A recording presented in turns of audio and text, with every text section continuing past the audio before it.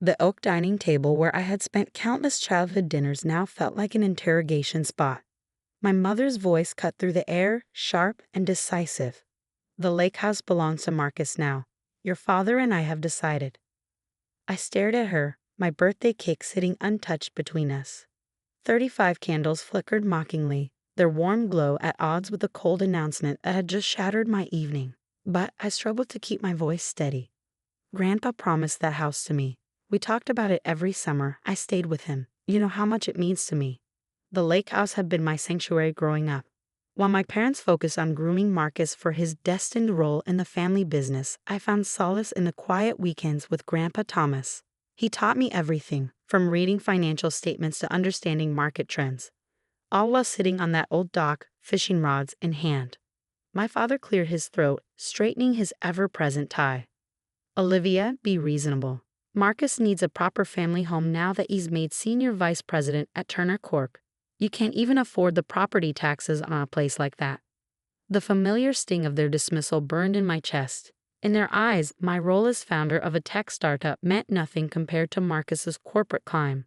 Never mind that I had built Sterling Industries from the ground up, working countless nights while living on ramen noodles. To them, anything outside the traditional business world was just playing entrepreneur. I can afford it, I said quietly. Sterling Industries is doing well. My mother's laugh held that particular note of condescension she had perfected over the years. Darling, running a little software company from your apartment isn't the same as real business. Marcus needs this house to entertain clients, to build connections. Marcus, who had been unusually quiet, finally spoke up. Come on, Liv. You know this makes sense. Turner Corp is expanding rapidly. We're about to close the biggest deal in company history. I need a place that reflects my position. I looked at my brother, remembering the countless times he had borrowed money from me during college, promising to pay it back once he made it big. Those loans remained unpaid, conveniently forgotten like so many other promises. When did Grandpa change his will? I asked, though I already suspected the answer. My father shifted uncomfortably. The paperwork was finalized last month. Your grandfather's condition has been deteriorating. We simply helped him make the sensible choice. You mean you pressured him while he was ill? The words came out sharper than I intended. Did you even tell him about Sterling's success? About the contracts we secured? What success? Marcus scoffed. Last I checked, you were still working out of that tiny office downtown. Meanwhile, Turner Corp just acquired 3 major competitors. I bit back a retort. They didn't know, couldn't know, that Sterling Industries now occupied the entire top floor of that tiny office building. Or that we had recently developed a revolutionary supply chain management system that was quietly transforming the industry. The house is Marcus's now, my mother said with finality. We're having a housewarming party next weekend. You should come, Olivia. Network a little. Maybe Marcus can help you find a real job. I stood up, my untouched birthday cake a fitting metaphor for this entire evening. Thank you for dinner. I should go. Don't be dramatic, my father sighed. We're trying to help you. This startup phase of yours needs to end sometime. I gathered my coat, fighting to keep my composure. I've spent 7 years building Sterling Industries. But you've never once asked about it, have you? Never wondered why I work such long hours or why I travel so much. Playing with computers isn't a career, my mother dismissed. Marcus is handling billion-dollar acquisitions. That's real business. I paused at the door, looking back at my family gathered around that oak table. They looked so certain, so convinced of their own superiority. You know what's funny? You're so focused on Marcus's success that you've never bothered to look beyond the surface of mine. What's that supposed to mean? Marcus asked, but I was already walking out. In my car, I finally let out the breath I'd been holding. My phone buzzed. A message from my COO, James. Turner Corp just submitted their proposal. You were right. They're desperate to implement our system before the merger. I smiled despite myself. Turner Corp, my brother's precious company, had been pursuing a partnership with Sterling for months, though they didn't know I owned it. We operated through subsidiaries and shell corporations, our true ownership structure hidden behind layers of privacy protection. I typed back, schedule the meeting for next week. Let's see how desperate they really are. The next few days passed in a blur of meetings and strategy sessions. Sterling's management system had become the industry standard, and Turner Corp needed to complete their upcoming merger. Without our technology, their entire expansion plan would collapse. I received daily updates about the lake house. Marcus had already moved in, filling Grandpa's peaceful retreat with elaborate furniture and corporate art. The dock where I had learned about business and life was being transformed into an entertainment deck. Friday morning, I sat in my office reviewing the final contract when James knocked on my door. Turner Corp's representatives are here, including your brother. I straightened my jacket, a simple but expertly tailored piece that cost more than Marcus's entire wardrobe. Time to welcome them to the real business world. The conference room fell silent as I walked in. Marcus sat at the table, surrounded by Turner Corp executives, his expression changing from bored to shocked as he recognized me. Olivia? What are you doing here? This is a private meeting. I know. I took my seat at the head of the table. I'm exactly where I should be. Turner Corp's CEO, Michael Turner himself, looked between us in confusion.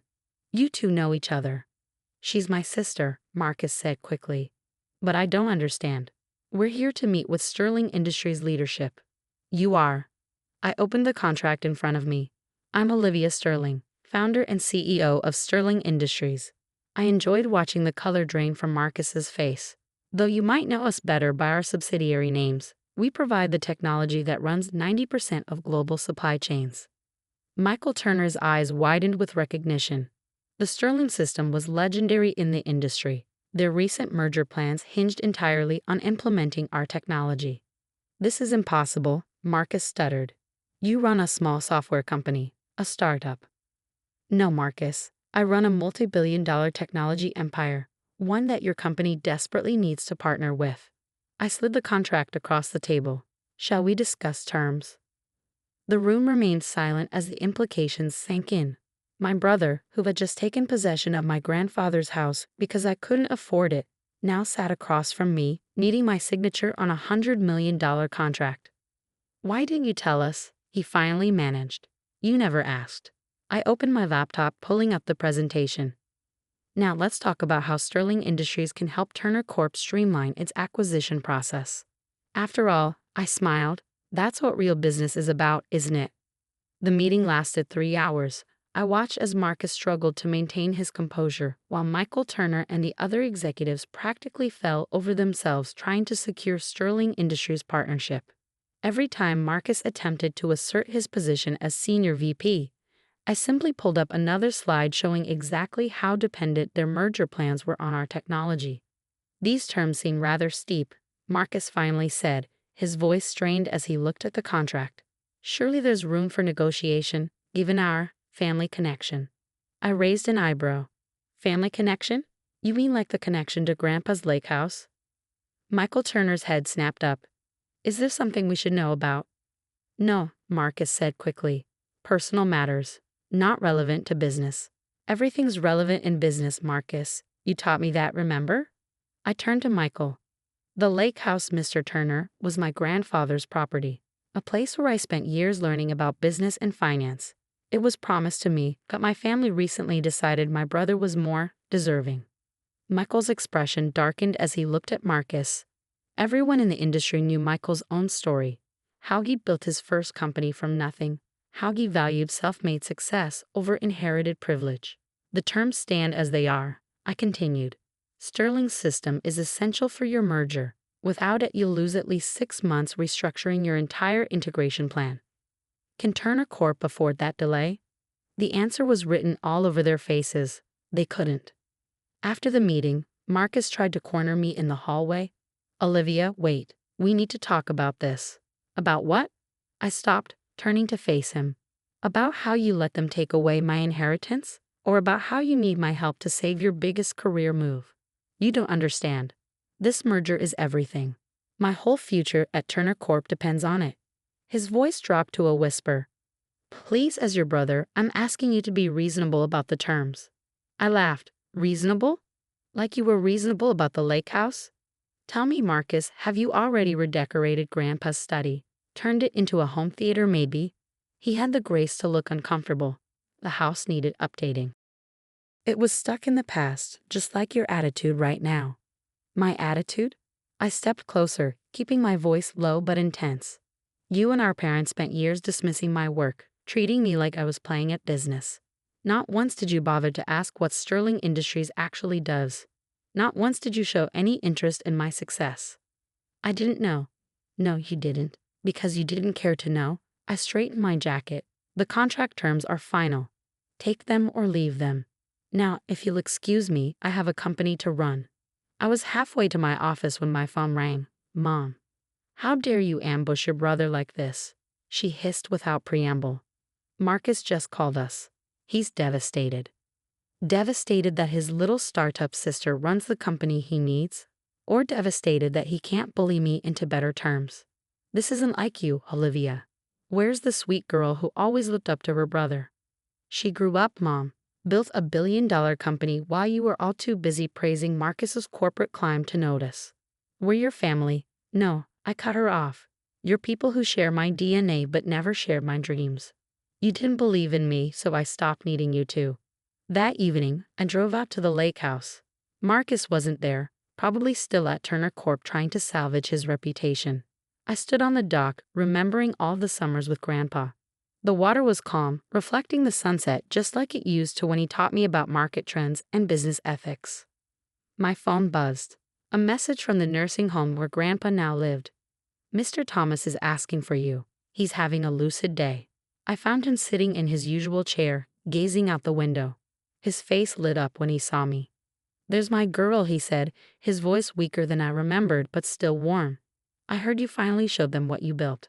I sat beside him, taking his frail hand. You knew about Sterling? He chuckled. Of course I knew. I've been following your success since the beginning. That supply chain system of yours. Brilliant, just like I always knew you'd be. Tears pricked at my eyes. They took the lake house, Grandpa. Make you sign it over to Marcus. Did they? His eyes twinkled. Check the deed, sweetheart, really check it. The next morning, I had my lawyers pull the property records. What they found made me laugh out loud. The lake house deed my parents had pressured Grandpa to sign. It transferred ownership to a small LLC, an LLC that had been registered to Sterling Industries 5 years ago. Grandpa had outplayed them all. I drove straight to my parents' house. They were having breakfast when I walked in, Marcus with them, probably planning their next move. The lake house, I said, dropping the property records on the table. Grandpa transferred it to an LLC, my LLC. Mom's coffee cup clattered against its saucer. What? He set it up years ago, knowing you might try something like this. The house legally belongs to me. Has for years. Marcus jumped up. That's impossible. Dad's lawyers checked everything. Your lawyers checked what they could see. But Grandpa learned about shell companies from me, remember? All those summers you thought we were just fishing. My father's face had turned an interesting shade of red. You can't do this to your brother. He needs that house for his position. His position. I pulled out my phone, pulling up Sterling's latest stock valuation. You mean his position at a company that's now dependent on my technology? That position. I showed them the screen. Their faces went pale as they saw the numbers. Billions in revenue, market dominance, global reach. Now, I continued, about that contract with Turner Corp, I've reconsidered the terms. Marcus looked up hopefully. They just got steeper. And the house? I think I'll keep it exactly as it is. A reminder of where real success comes from. I turned to leave, then paused. Oh, and Mom, that sweet girl who looked up to her brother. She didn't disappear. She just finally realized her own worth. 2 months later, I sat on the old dock, laptop open to the latest Sterling earnings report. The Turner Corp deal had gone through, on my terms. Marcus had been reassigned to a smaller division after the merger, his golden boy status tarnished by his failure to secure better terms from his own sister. My phone buzzed with a text from Mom. Family dinner on Sunday. We should talk. I looked out at the lake, remembering all the lessons Grandpa had taught me here. Success wasn't about proving others wrong. It was about proving yourself right. But sometimes, just sometimes, you got to do both. I typed back, can't make it, board meeting at Sterling, but you're welcome to stop by the lake house, if you can afford the drive. Sometimes the best revenge isn't about getting even. It's about rising so far above those who doubted you that they can't help but look up and wonder how they missed your light. 1 year later, I stood in Grandpa's study at the lake house, now restored to exactly how he had kept it.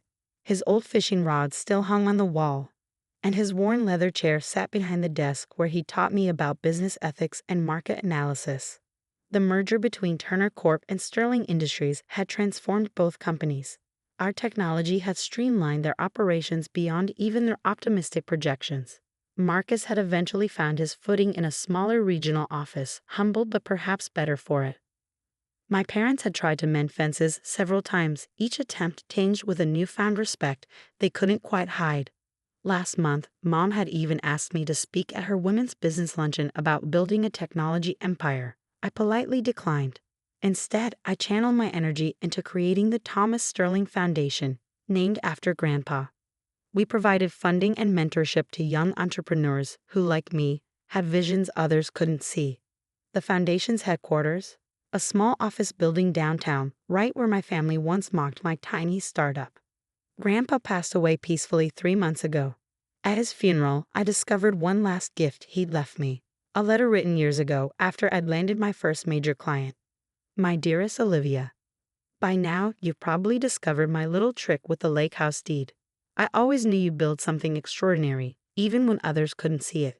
Success isn't about proving people wrong. It's about proving yourself right. You've done both. The lake house was never about the property. It was about the lessons learned there, the confidence built, the dreams shaped. You understood that. Marcus never did. Keep fishing for opportunities. Keep building your empire. But most importantly, keep being the woman who didn't need anyone's approval to change the world. I'm proud of you, not for what you built, but for how you built it. Love, Grandpa. I folded the letter carefully and placed it in my desk drawer. Outside, the lake sparkled in the afternoon sun, just as it had all those years ago when a young girl sat on the dock, dreaming of building something bigger than anyone could imagine. Sometimes the greatest victory isn't in proving your worth to others, but in proving to yourself that you never needed their validation in the first place. The lake house wasn't just a property. It was a reminder that success comes to those who believe in themselves when no one else will. As for my family, they finally learned what Grandpa knew all along. True power isn't in what you own, but in what you build. And I had built something that would last generations. Looking out at the lake, I smiled. Somewhere, Grandpa was probably doing the same.